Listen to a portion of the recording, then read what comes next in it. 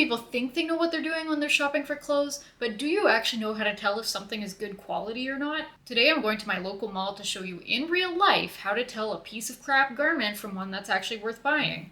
And as you may have guessed, price is not always a reliable indicator of quality. So here we are in a store that shall not be named, but it starts with za and ends with ra. The first part of quality that I want to address is seaming, so that's the actual stitches from the sewing machine that make up the seams that hold the various parts of the garment together. One of the most obvious indicators that there's a problem with seam quality is loose threads. Zara was loose thread city. So many loose threads everywhere.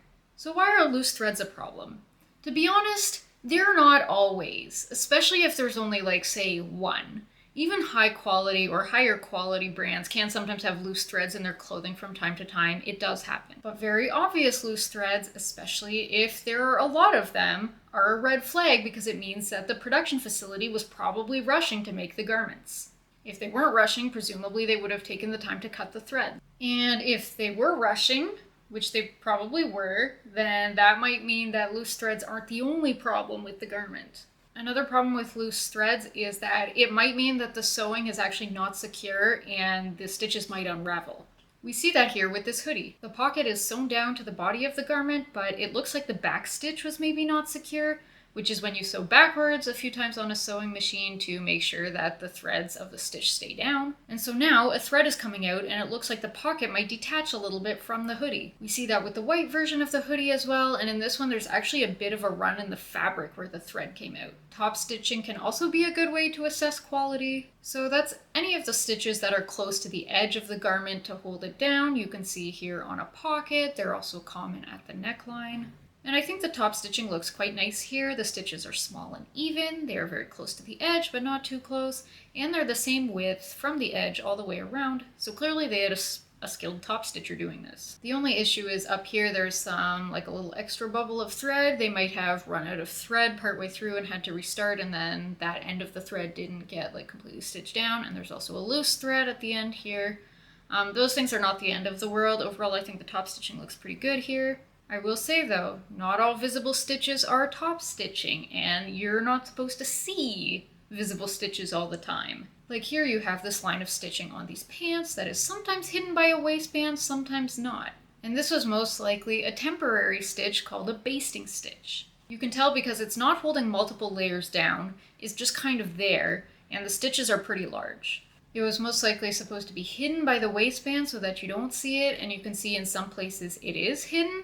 And then in some pairs of pants, it's very obvious that it's there. So that indicates to me again that they were probably rushing. It's not the end of the world, okay? A visible basting stitch is not really going to affect the function or the durability of a piece of clothing, but it's just one of those small things that differentiates a lower quality piece of clothing from a higher quality one. Last thing I'm going to touch on with the seams is that you really want to look at the quality of the seams inside the garment as well. In particular, I like to look at the seams of the armhole for upper body clothing and at the crotch if it's a pant, because these are high stress areas where you really want the stitches to be solid. Now, if you look inside this blazer, at the armhole curve, you can see the stitches and the little gaps in between them. That's not good. It should be one continuous line like this where you don't see the stitches or the gaps between them at all. If you see the stitches, that's not good because it means that the sewing is most likely not super solid and that seam may rip. Now we're going to another store that shall not be named, but it starts with H and ends with M. And we're going to talk about closures, so that's generally buttons and zippers or whatever form of closure that helps a garment open and close. One of the first things I saw upon entering the store is this cardigan situation.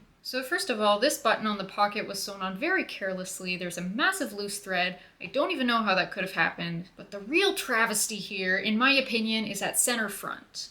The fabric around the buttonhole is literally warping. Not only does that look ugly, and I don't think my phone camera really picked up on the ugliness sufficiently, it really did look so awful in real life. But it's also a quality problem. You might get holes there where the fabric is warping, the buttonhole could rip.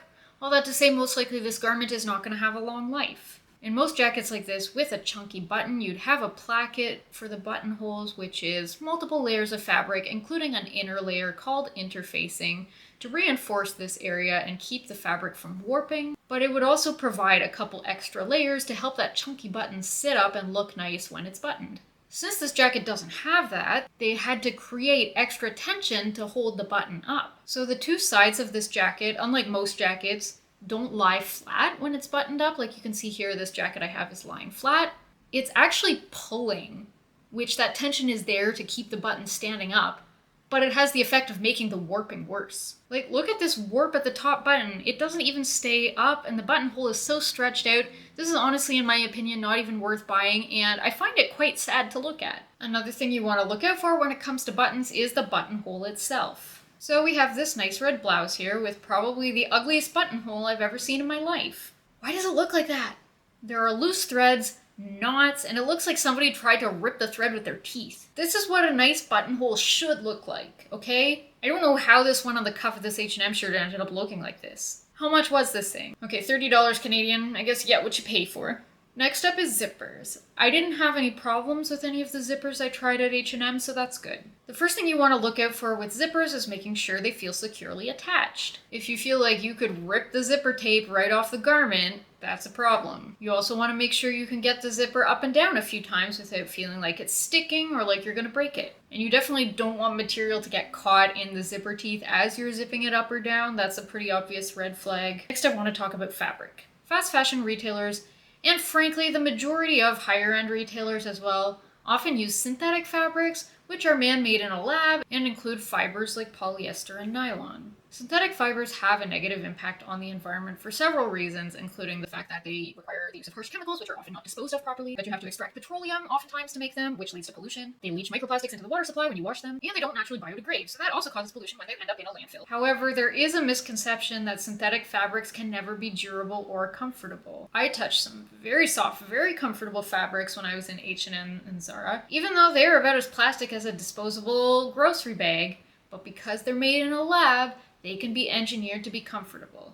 Not all of them are, though. Some garments are made out of the most disgusting fabric you've ever felt in your life, like this shimmery silver blouse. In terms of durability, in general, I find that brands like H&M and Zara have fabrics that feel a little bit flimsier and more lightweight and have, I would say, a looser weave or knit, generally speaking, than higher quality brands. This isn't always the end of the world, although it can lead to issues like rips and holes. However, some of the fabrics I felt in this store felt pretty hefty and solid, so I guess that explains why some garments from places like H&M, Zara, Uniqlo, etc. last longer than others. Anyway, the last thing I'm going to touch on at H&M is that a lot of fast fashion retailers' products are not lined, and when they're not, the results can be ugly and present quality issues. Like, this suede trench coat is killing me. From afar, it doesn't look so bad, right? But when you zoom in, oh my god, these lapels look so flimsy because there's only one layer. There should be at least two. And you can see these like inside seam allowances. I